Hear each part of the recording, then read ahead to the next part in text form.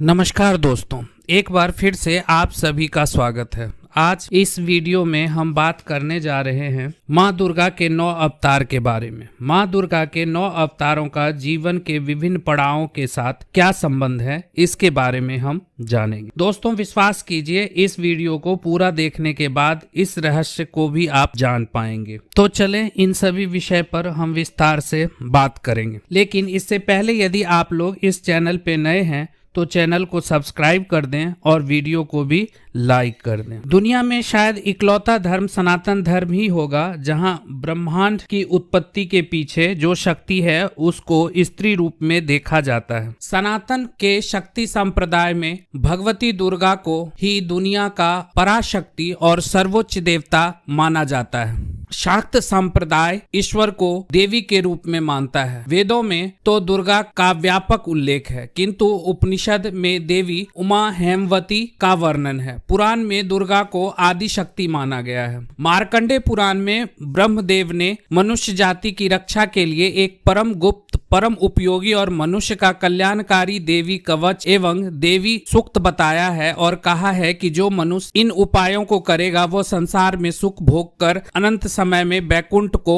जाएगा। ब्रह्मदेव ने कहा है कि जो मनुष्य दुर्गा सप्तशती का पाठ करेगा उसे सुख मिलेगा। भागवत पुराण के अनुसार माँ जगदम्बा का अवतरण श्रेष्ठ पुरुषों की रक्षा के लिए हुआ है, जबकि श्रीमद् देवी भागवत के अनुसार वेदों और पुराणों की रक्षा के और दुष्टों के दलन के लिए माँ जगदम्बा का अवतरण हुआ है। इसी तरह से ऋग्वेद के अनुसार माँ दुर्गा ही आदि शक्ति है। उन्हीं से सारे विश्व का संचालन होता है और उनके अलावा कोई अविनाशी नहीं है। प्रथम शैलपुत्री, दूसरी ब्रह्मचारिणी, तीसरी चंद्रघंटा, चौथी कुष्मांडा, पांचवी स्कंद माता, छठी कात्यायनी, सातवीं कालरात्रि, आठवीं महागौरी और 9वीं सिद्धिदात्री, ये माँ दुर्गा के 9 अवतार हैं। दोस्तों, सनातन धर्म में जब अवतारों की बात होती है तो जहाँ एक तरफ भगवान विष्णु जी की दशा अवतार प्रसिद्ध है, वहीं दूसरी तरफ माँ दुर्गा के 9 अवतार। तो चलें दोस्तों, अब अवतारों के बारे में हम जानते हैं। प्रथम अवतार शैलपुत्री। दोस्तों, माँ दुर्गा जी का प्रथम अवतार शैलपुत्री है। यहाँ 2 शब्द शैल और पुत्री हैं, एक शैल और दूसरा पुत्री। शैल का मतलब पर्वत, पुत्री का मतलब आपको पता है बेटी। शैलपुत्री का मतलब हो जाता है पर्वत की पुत्री। ये रूप है माता का, ये सबसे आधार रूप है। अभी वो पैदा हुई हैं। यदि इस अवतार का तुलना की जाए कि हम इसकी तुलना नवजात शिशु से कर सकते हैं जो अभी अभी पैदा हुआ हो, और जब शिशु पैदा होता है तो अपने नाम से नहीं जाना जाता, वो माता पिता के नाम से जाना जाता है। इस अवतार में माँ का स्वयं का नाम नहीं है, वो अपने पिता के नाम से जानी जा रही हैं। ये आधारभूत स्वरूप है, इसलिए इनके 2 हाथ दिखाए गए हैं, एक हाथ में त्रिशूल और दूसरे हाथ में कमल। त्रिशूल जो है वो विध्वंस का प्रतीक है, असुर का मर्दन का प्रतीक है, वहीं कमल जो है सौम्यता का प्रतीक है। द्वितीय अवतार ब्रह्मचारिणी। दोस्तों, माँ दुर्गा का द्वितीय अवतार ब्रह्मचारिणी है। इस अवतार की तुलना आप विद्यालय जाने वाले शिशु से कर सकते हैं, जहाँ कठिन अनुशासन से ब्रह्मचर्य का पालन करना है। अगर आप प्राचीन भारत में देखें तो प्रथम 25 वर्ष के शिशु गुरुकुल में पढ़ते थे तो ब्रह्मचर्य का पालन करना होता था, उसे ब्रह्मचर्य आश्रम बोला जाता था, इसलिए इस अवतार को ब्रह्मचारिणी कहते हैं। यदि आप स्वरूप को देखें तो माँ सफेद वस्त्र धारण किए हैं। सफेद वस्त्र त्याग और तप को दर्शाता है। साथ ही माँ के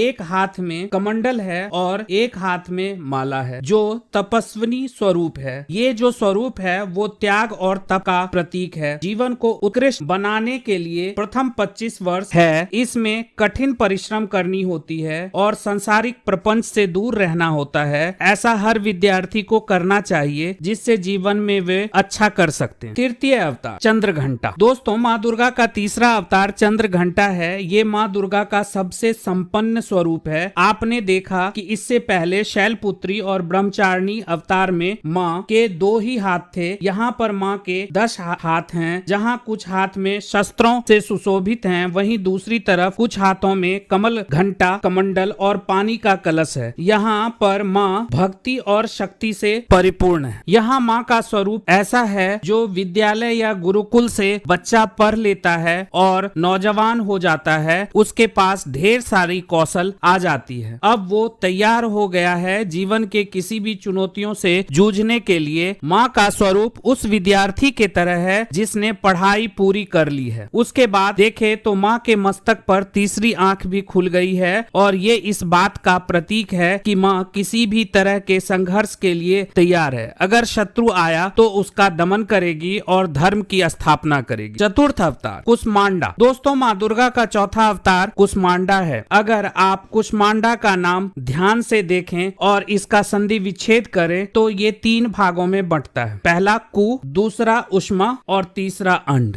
कु का मतलब होता है छोटा, उष्मा का मतलब होता है ऊर्जा और अंड का मतलब है ब्रह्मांड का स्वरूप। ऐसा माना जाता है कि जब कुछ नहीं था तब माँ ने ब्रह्मांड की रचना इसी स्वरूप में की। तो इस स्वरूप की तुलना हम गर्भवती स्त्री से कर सकते हैं। इस स्वरूप में माँ एक हाथ में मटका को भी लिए हुए हैं और ऐसा माना जाता है कि इसमें शहद या अमृत होता है। अगर आप ध्यान दें तो हमारे पौराणिक कथा में मटके को गर्भ का प्रतीक माना जाता है, इसलिए माँ के स्वरूप में मटका है और माँ के स्वरूप को एक गर्भवती महिला के स्वास्थ्य और शक्ति के प्रतीक की तरह देखते हैं, जो एक नए जीवन को उत्पन्न करने वाली है। 5वां अवतार स्कंद माता। दोस्तों, माँ दुर्गा की 5म अवतार स्कंद माता है, जो माता शैलपुत्री के रूप में जो पुत्री थी अब वो माँ बन गई है। अब उनकी पहचान जो है वो माँ के रूप में है,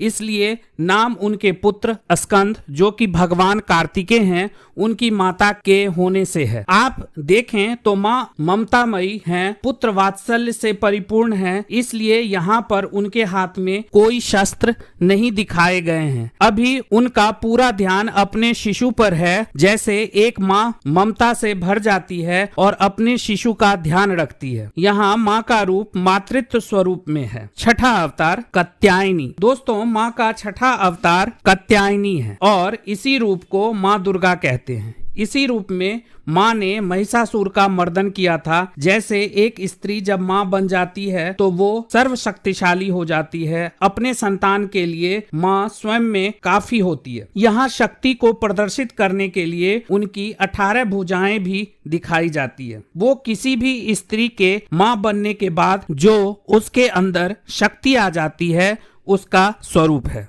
7वां अवतार कालरात्रि। दोस्तों, ये माँ का 7वां अवतार है कालरात्रि, जिसे हम माँ काली भी कहते हैं। ऐसा रूप जो काल को निगल जाने वाला जो माँ का स्वरूप है, प्रचंड प्रलय रूप है, अर्थात सृष्टि का प्रलय हो गया। जहाँ काल सृष्टि को निगल रहा है और काल को निगल रही है माँ काली। इसमें माँ दुर्गा का सब्र का बांध टूट चुका है और इसी रूप में माँ रक्तबीज का रक्त पीकर रक्तबीज का वध किया है और उनकी क्रोध की सीमा इतनी बढ़ गई थी कि उनके पति भगवान शिव को आना पड़ा उनको संभालने के लिए। यह इस बात को दर्शाता है कि जहाँ एक स्त्री ब्रह्मांड को रच सकती है, वहीं समय आने पर धर्म स्थापना के लिए रौद्र रूप धारण करके जीवन को ग्रहण भी कर सकती है। माँ यह स्वरूप स्त्री का सबसे विकराल स्वरूप। 8वां अवतार महागौरी। दोस्तों, माँ का 8वां अवतार महागौरी है। आपने ध्यान दिया होगा